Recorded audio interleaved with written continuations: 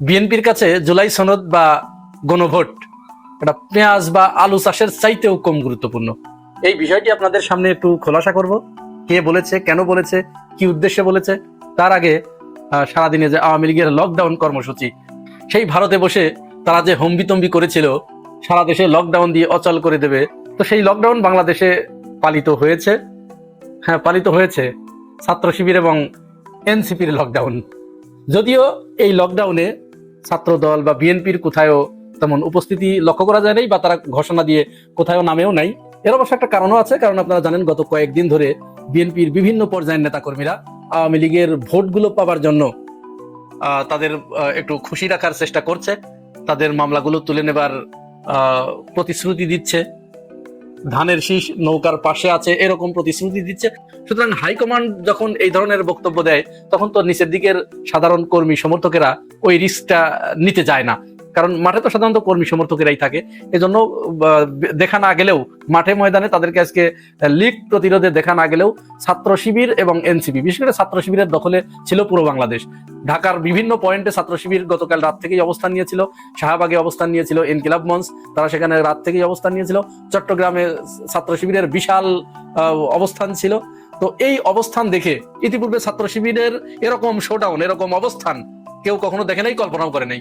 জাতিকে একেবারে দেখিয়ে দিয়েছে, বুঝিয়ে দিয়েছে যে দেখো ছাত্র শিবির কি জিনিস। তো যার কারণে সারা দিন ধরে বিভিন্ন জায়গায় আমরা গিয়েছি। তো আওয়ামী লীগ নামে কোনো বস্তু আমরা কোথাও খুঁজে পাই নাই। উপরন্তু জনগণ যথারীতি রাস্তায় বের হয়েছে, অফিস আদালত সবকিছু, মেট্রো রেল বাস ট্রাক সবকিছু চলেছে। এক কথায় তাদের ওই লকডাউন জনগণ একেবারে ফু দিয়ে উড়িয়ে দিয়েছে। এরপরে আরো একটি গুরুত্বপূর্ণ খবর আজকের, যেটি সেটা হচ্ছে আপনারা জানেন গত কয়েকদিন ধরে গণভোট নিয়ে যে অচল অবস্থার সৃষ্টি হয়েছিল, এই অচল অবস্থার ভিতরেই জামাত ইসলামী সহ ইসলামী সমমনা 8 দল তারা পল্টন ময়দানে একটি সমাবেশের আয়োজন করে এবং সেই সমাবেশ থেকে পরিষ্কার করে ঘোষণা করে যে আগামী জাতীয় নির্বাচনের আগে যদি গণভোট অনুষ্ঠিত না হয় জুলাই সনদ বাস্তবায়নের উদ্দেশ্যে, তাহলে ফেব্রুয়ারিতে নির্বাচন হতে দেওয়া হবে না, কোনো সুযোগ নাই। এই যে এই দাবির ভিতরে ওদিকে বিএনপি বলছিল যে না, নির্বাচনের দিন, জাতীয় নির্বাচনের দিনই গণভোট হতে হবে। এখানে অবশ্যই একটু ফাঁকফোকর আছে, কারণ জাতীয় নির্বাচনের দিন গণভোট হওয়া মানে ওইটার কোনো গুরুত্ব নেই, মানুষ তখন প্রতীকে সিল মারতে ব্যস্ত। সর্বশেষ এখানে শেষ পেরেকটা ঠুকেছে লন্ডন প্রবাসী বিএনপির ভারপ্রাপ্ত চেয়ারম্যান জনাব তারেক রহমান। এখনো এদেশের মানুষ তারেক রহমানের দিকে তাকিয়ে ছিল, কারণ তিনি দলের যেহেতু হাইকমান্ড, অত্যন্ত গুরুত্বপূর্ণ ব্যক্তিত্ব। যেহেতু তিনি ধারণাই করা হচ্ছে, অনেকেই ধারণা করছে তিনি ভবিষ্যৎ প্রধানমন্ত্রী বাংলাদেশের।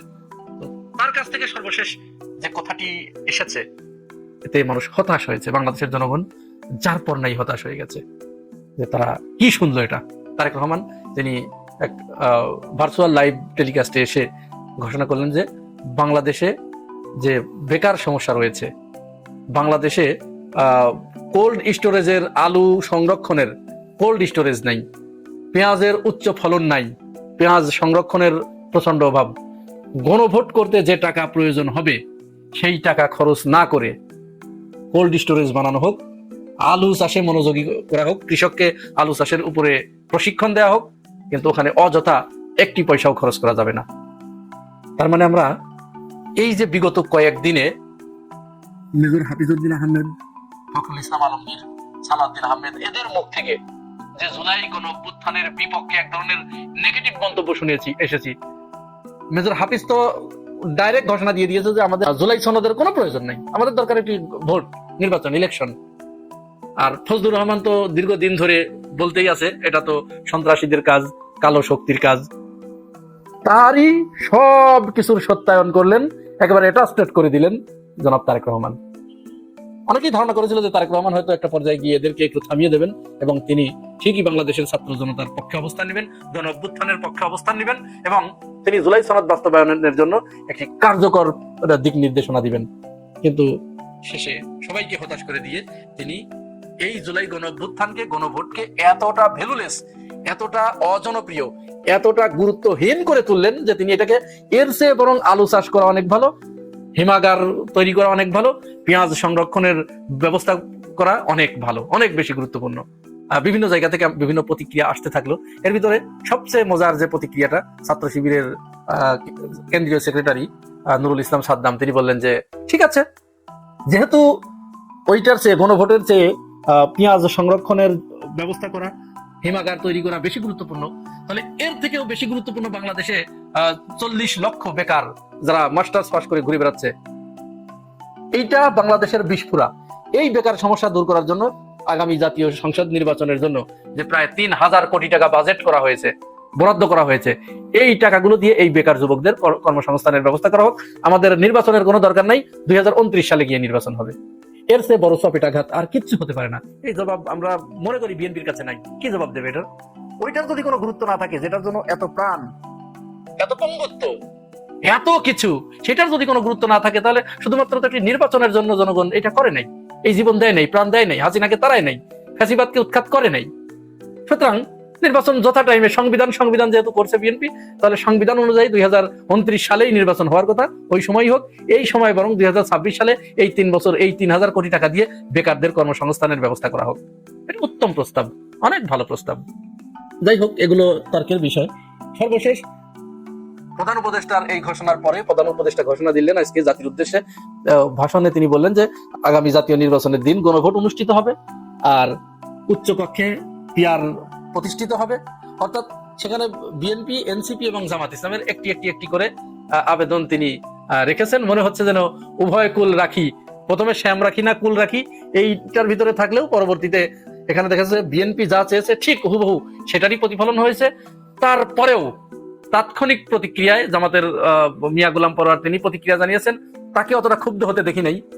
সালাউদ্দিন আহমেদকে আমরা দেখলাম যে এখানে তারা খুশি না, এখানেও তারা খুশি না। ওই যে আমি কিন্তু আগেই বলেছি, বারবার বলছি, বলার চেষ্টা করছি যে বিএনপি আসলে এই যে কমিশনে আসা যাওয়া করেছে, এটা মূলত আইওয়াস করার জন্য, নাস্তা খেয়েছে, এসেছে গিয়েছে, মূলত তাদের ইচ্ছা এটা না। তারা সময় ক্ষেপণ করেছে এবং তারা বলেছে এটা যে আমরা এসেছি মূলত একটা নির্বাচনের স্বার্থে, আমরা তারা যা বলেছে তাই মেনে নিয়েছি। যার কারণে গুরুত্বপূর্ণ জায়গায় নোট অফ ডিসেন্ট দিয়ে রেখেছে, সবচেয়ে গুরুত্বপূর্ণ যে জায়গাগুলোতে, তো তারা খুশি হয়নি। সেইটারই প্রতিফলন আমরা দেখতে পেলাম। যে আমি বলেছিলাম 2-3 দিনের আগের একটা ভিডিওতে, বলেছিলাম যে যদি নির্বাচনের দিনেও গণভোটের ঘোষণা দেয় এই অন্তর্বর্তীকালীন সরকার, তখন বলবে যে না, আরে যা বলি সব মেনে নেয়, তাহলে দেখি এখানে আবার কি বাগড়া দেওয়া যায়। নতুন একটা বাগড়া দিল বলে দেখেন আজকে সালাউদ্দিন আহমেদের যে ব্যক্তিগত অভিমত তিনি যেটা জানিয়েছেন, সেখানে দেখা যাচ্ছে তার অনেক বিষয়ে তার এখনো তিনি অখুশি, খুঁতখুঁতে রয়ে গেছে। ব্যক্তিগতভাবে মত প্রকাশ করেছেন যে এটা ঠিক হয় নাই, উচিত হয় নাই, তিনি লঙ্ঘন করেছেন। প্রধান উপদেষ্টাকে উদ্দেশ্য করে যে তিনি লঙ্ঘন করেছেন, আমরা দলীয়ভাবে প্রতিক্রিয়া জানাবো, দলীয়ভাবে ওই প্রতিক্রিয়ায় আসবে। দেখবেন একেবারে যে এটাও মেনে নিল, ঠিক আছে, এবার আরো একটা বাগড়া দেবো যাতে না হয় একেবারে অসম্ভব হয়ে যায়। এই যখন অবস্থা, তখন কিন্তু দায়িত্বটা জনগণের উপরেই এসে পড়ে যে যারা জুলাই গণঅভ্যুত্থান ঘটিয়েছেন, বাংলাদেশের প্রায় সমস্ত জনগণ মাঠে নেমে এসেছিলেন, আপনাদের কিন্তু এখানে অনেক বড় দায়িত্ব পড়ে গেছে। কি করতে হবে সেটি আপনারা